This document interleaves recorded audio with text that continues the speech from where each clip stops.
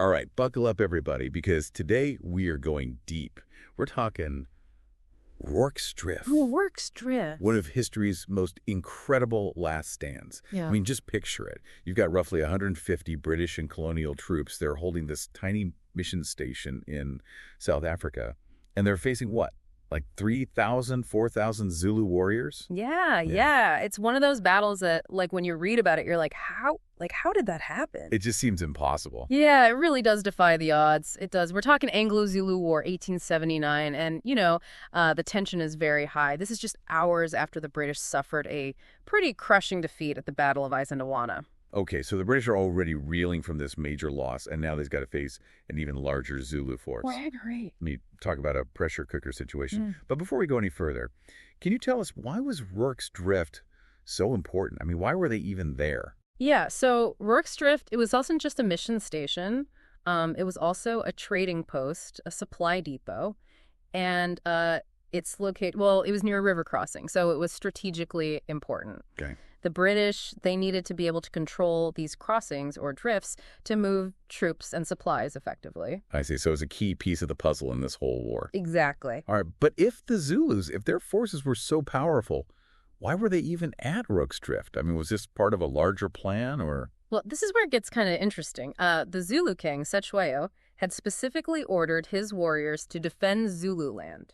To defend the Zululand, but not to cross the border.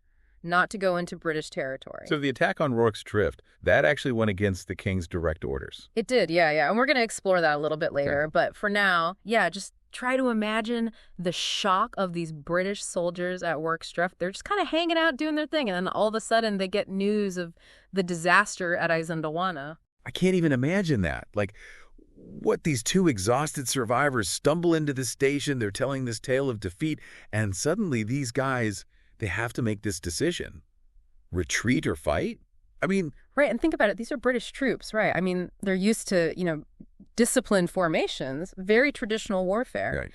They're facing an enemy that's known for speed, agility, and overwhelming numbers. Like, this is... Yeah, so retreat seems like the obvious choice, right? Get out while you still can. You would think so. But retreating with this small column, it would have been super risky. They've got wagons, they're loaded with hospital patients. Oh, why? And it would have left them really vulnerable to attack out in the open. That's true. A desperate stand at Rorke's Drift. I mean, that was really their only option. They basically have to make their stand. Yeah. So they dig in, they get ready for this. I mean, this is where the resourcefulness really comes in, right? We're talking like... Yeah, I mean, they were using anything and everything they could get their hands on to fortify this station. I mean, we're talking like mealie bags, biscuit boxes. Oh, wow. Even crates of tinned meat, like anything they could find. That's some serious ingenuity right there. Yeah. So did any reinforcements arrive to help these guys out? Well, some did, but not really enough to significantly change the odds. I see. There was this small group of native horse volunteers. They came to help out, but their primary role, it was scouting. Okay. And then a company from the native contingent also joined them. But their presence would prove to be, let's just say, unreliable. Oh, that sounds a little ominous. Yeah. So are we at the point now where things are going to start going downhill? Let's just say the makeup of the defending force is about to change dramatically. Okay. And not for the better. All right. So we've got the British hunker down. They're ready to face, this massive Zulu army. Yeah. But who exactly were these Zulu warriors? Yeah, so these weren't just any Zulu warriors. We're talking about the Undi Corps. And these were seasoned warriors. I mean, experienced. They hadn't even participated in the fighting at Isandlwana. Oh. So they're fresh, they're motivated, and they're led by a prince who was known for his very, very aggressive tactics. I see. And what about weaponry? What were these guys bringing to the fight? Well, their primary weapon was the assegai. It's a short stabbing spear. And then they had these big cowhide shields. Okay. Now, they also had some firearms, but, their accuracy wasn't as good as the British rifles. Right. So even with those makeshift defenses that they had, the British were still at a pretty huge disadvantage here. But the Zulus, they weren't exactly in peak condition either, were they? Well, that's a good point. You're right. You got to remember these warriors had marched, over 30 kilometers that day just to get to Rorke's Drift. They were tired and, their supplies were probably running low. So, I mean, that exhaustion, I think, played a big part in the battle to come. So you've got exhaustion. You've got these well-armed defenders behind fortifications. This is already shaping up to be a pretty intense battle. What happens next? Well, the first engagement, it's a little bit of a shock for the defenders. Okay. Not a good one. Right, I'm on the edge of my seat now. Okay, so those native horse scouts that we talked about, Right. they clash with the Zulu vanguard, but they're pretty quickly forced to retreat back to the station. Doesn't do a lot for the morale. Yeah, that's going to be a major psychological blow. I mean, here comes this massive Zulu army, and the first thing that happens is retreat. What impact did that have on the defenders? Yeah, it's hard to say for sure, but it must have added to that sense of, like, dread, Right. and uncertainty. And then something happens that really just throws a wrench into the whole plan. What's that? Remember that company from the native contingent? Yeah, the ones that were supposed to be, like, bolstering the defenses. Well, they abandon their post. They flee. Yeah. They just straight up deserted. They did. And it drastically reduced the number of defenders. It leaves maybe 150 men to face, like, this whole Zulu onslaught. Wow, talk about a gut punch. Yeah. So you've got this incredibly small force. They're facing overwhelming odds. It's literally their backs against the wall now. Yeah. Doesn't look good for the British. As the sun begins to set, casting those long shadows over the African landscape, Uh-oh. the stage is set, for one of history's most just incredible displays of courage and resilience. Okay, I think we'll pause there, catch our breath, and we'll pick up the action in part 2 of our deep dive into Rorke's Drift. Sounds good. All right, so we left off, with the British at Rorke's Drift. Yeah. I mean, they're facing these just insane odds. The sun is setting. They just got abandoned by this contingent they were counting on. It's like 150 versus thousands, right? Yeah, you've got it. What happens next? Well, I mean, you have to picture the scene, right? Like, the tension is palpable. They know what happened at Isandlwana, and they're pretty much staring down the same fate, right? But instead of panicking, they dig in, right? It's around 4:30 p.m. when that first wave of Zulus just crashes against the south wall.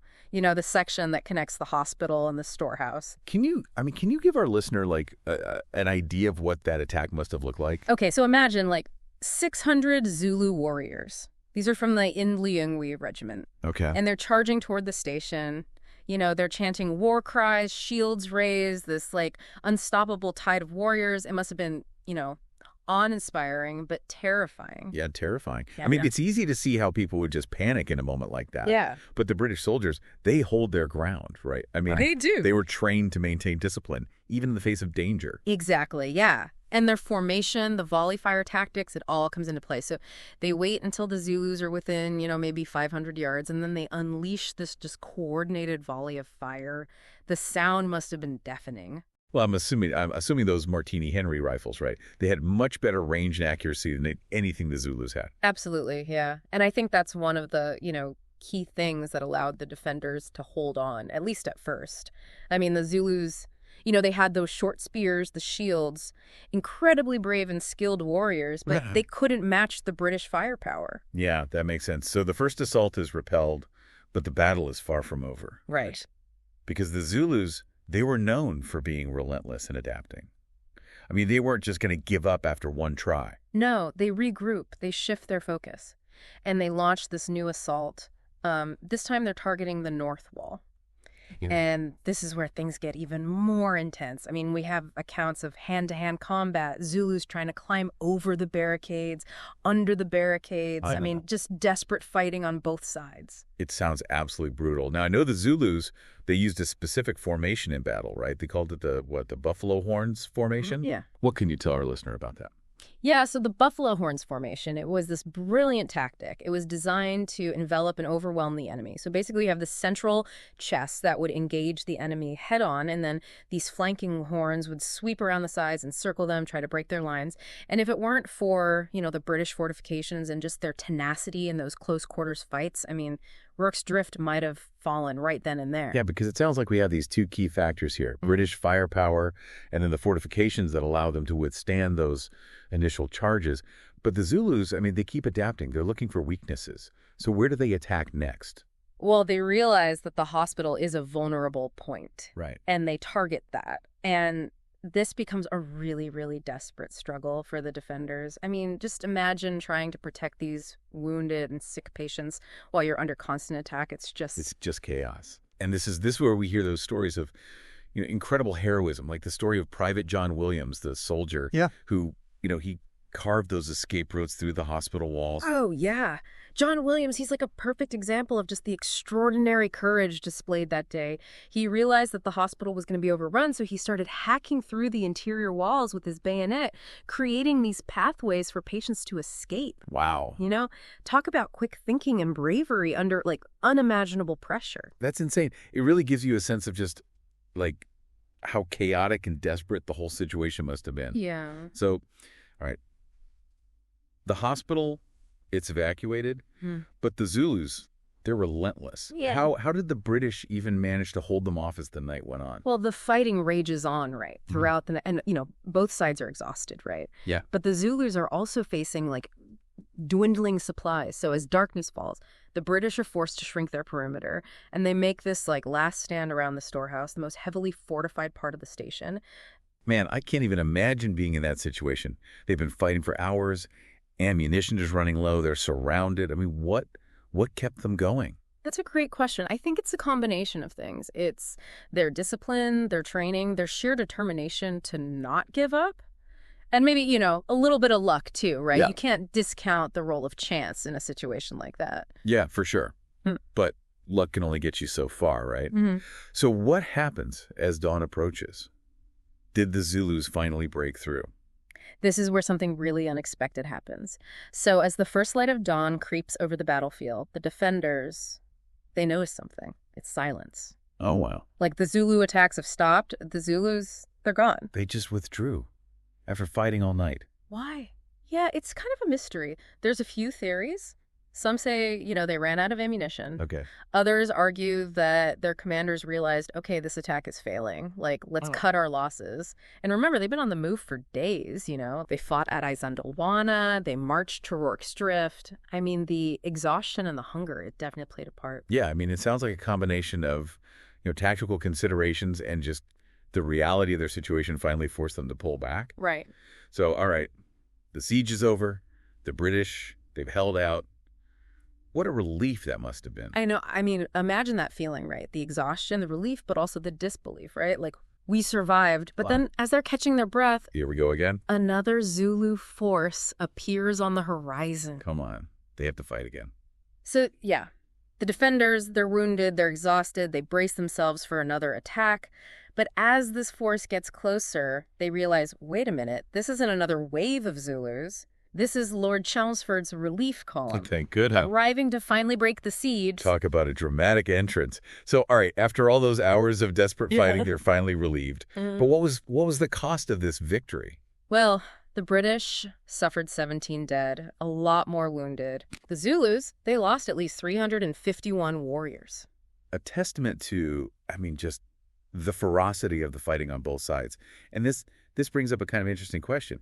How did this battle, this relatively small engagement, how did it become so famous? Well, the story of, this tiny garrison holding out against these overwhelming odds, it really resonated back in Britain. It became the symbol of British courage, resilience, And 11 Victoria Crosses were awarded to the defenders of Rorke's Drift, right. The most ever given for a single action by a British regiment. And, those awards, they make sense given what these guys went through, but I also feel like there was some controversy surrounding it. Yeah, right. Some historians argue that, giving out that many awards was a way for the British government to kind of overshadow the defeat at Izandlwana. I see. Which had happened, just hours before. It's kind of a reminder that even in moments of great heroism, there's still politics involved. Yeah, it always comes back to politics. So Rorke's Drift becomes this, iconic symbol of British bravery, but it's also a story of Zulu tragedy and, political maneuvering. But there's another piece to the story, another perspective that I think we need to consider, right? We've talked about the British at Rorke's Drift, the impossible odds, the heroism. But as you mentioned, there's another side to this story, right? The Zulu perspective. Yeah. It's crucial to remember that while, we celebrate Rorke's Drift as this British victory, it was also a tragedy for the Zulus. Hundreds of their warriors, they lost their lives, many more were wounded, and their objective to take the station, well, it failed. Yeah, and going back to that order from the Zulu king to not cross the border, this attack, it was a direct violation of that, right? It was, yeah. The decision to attack, led by Prince Dabulamansi, I mean, it had some pretty big consequences. It led to this bloody confrontation that, the Zulus weren't really expecting, and ultimately they couldn't win. Yeah. So it wasn't just like a tactical defeat. It also really messed things up politically within the Zulu kingdom. Yeah, for sure. I mean, the Zulus had achieved this stunning victory at Isandlwana. Right. But the defeat at Rorke's Drift, it really tarnished that, kind of took the shine off that success. Yeah, it makes you wonder, what did those Zulu warriors think when they came up against those British defenses? Those soldiers who just refused to give up. I mean, I bet it was incredibly frustrating for them. I mean, the Zulus were known for their bravery, their skill in close combat, their ability to just overcome obstacles. They almost won at Isandlwana. right, right. So to be stopped by this, small, determined force at Rorke's Drift, it must have been like a huge blow to their pride. Yeah, their sense of invincibility. Exactly. It really highlights, I think, the complexities of war, the unpredictable nature of it all. Yeah. And how important it is to consider all those perspectives. Right? Yeah. When you're studying these historical events. Absolutely. It's not enough to just say, okay, the British won, the Zulus lost. We need to go deeper. We need to understand the motivations, the challenges, the experiences of both sides. So at the end of the day, what can we learn from Rorke's Drift? What makes this such a fascinating story, even after all these years? Well, I mean, on a tactical level, it shows just how effective a well-prepared defense can be. I mean, even against, ridiculous odds. The British used their firepower, their fortifications, their discipline to hold off a much, much larger force. Right. And, I mean, it also highlights the importance of, leadership and morale. I mean, these soldiers fought with incredible courage and determination, even when, it seemed like all hope was lost. Yeah, it really speaks to that power of the human spirit, right? Totally. That will to survive against impossible odds. Yeah, for sure. But it also forces us to kind of confront the brutal realities of war. The casualties on both sides were significant. And, I mean, the battle itself was just part of this larger conflict that had devastating consequences for everyone involved.